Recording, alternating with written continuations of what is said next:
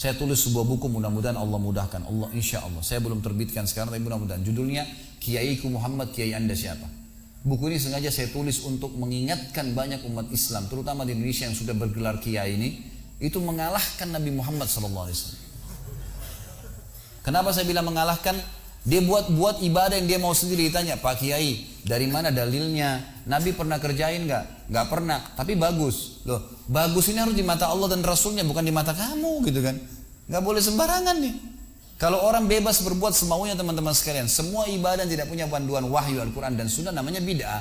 Bid'ah itu apa? Ibadah yang dibuat-buat gitu kan. Orang mau buat sendiri. Kalau Anda mau lakukan silakan, terserah. Tapi harus tahu, ada sabda Nabi SAW riwayat Imam Muslim yang berbunyi, Man ahdatha fi amrina hadha ma laysa minhu fahuwa raddun aw mardud. Siapa yang buat ibadah tidak kami contohkan, kata Nabi SAW, maka itu akan ditolak atau akan tertolak. Tidak ada gunanya buat dia, tidak ada manfaatnya sama sekali. Buang-buang waktu, buang-buang biaya dan seterusnya. Teman-teman sekalian, fokuslah pada ibadah yang sudah ada panduannya. Itu aja sudah banyak sekali. Coba saya kasih rasional. Subuh, besok subuh insya Allah ada sholat sunnatul fajr.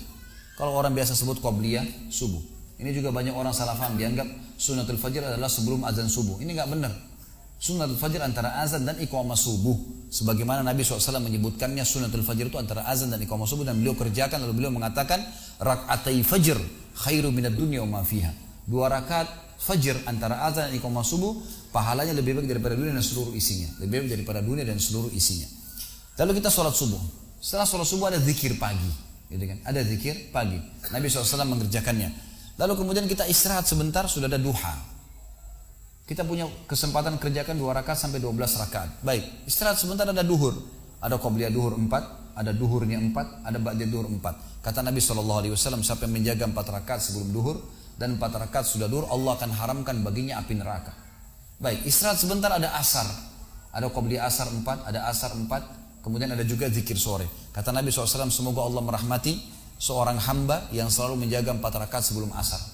Sebentar istirahat ada maghrib. Qobliyah maghrib 2, maghribnya 3, ba'diyah maghrib 2. Kemudian habis itu isya. Sebentar istirahat ada isya. Qobliyah isya 2, isyanya 4, ba'diyah isya 2.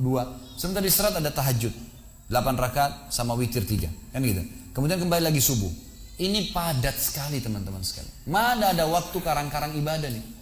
Ini belum kita bicara majelis ilmu, belum bicara baca Quran, belum bicara jenguk silaturahim keluarga, jenguk orang sakit. Banyak ibadah yang ada perintahnya. Lalu kenapa mau buat ibadah yang tidak ada perintahnya? Ini untuk apa? Gitu kan? Habisin waktunya untuk apa teman-teman sekalian? Karena Nabi SAW sudah bilang, bukan kata saya, siapa yang buat ibadah tidak kami contohkan tertolak, tidak diterima. Makanya Ali bin Abi Thalib tekankan definisi dalam masalah takwa. Patuh pada Allah, ikutin perintah wahyu Al-Quran dan Sunnah. Diperintahkan kerjakan, tidak diperintahkan jangan dikerjakan. Sampai sebagian ulama mengatakan, siapa yang berani menambah ajaran Muhammad SAW, berarti dia menganggap dirinya lebih pintar daripada Nabi SAW.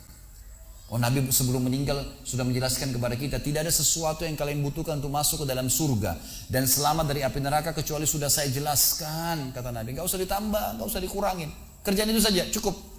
Gitu kan? Jadi fokus di masalah ibadah sesuai dengan wahyu. Jangan pernah ragu teman-teman sekalian. Kalau ada ustadz atau ustadzah, kiai, habib, siapa saya depan anda lagi ceramah, kemudian dia mengatakan kerjakan ini, jangan ragu tanya. Maaf, ada ayatnya, ada hadisnya, ada dalilnya nggak? Biar kami benar nih kerjainnya, gitu kan? Jangan dikarang-karang. Kalau perkataan saya, perkataan guru saya ini nggak diterima dalam Islam. Kata Imam Malik rahimahullah, semua perkataan bisa ditolak, diterima kecuali pemilik kuburan ini, ditunjuk kuburan Nabi Muhammad SAW.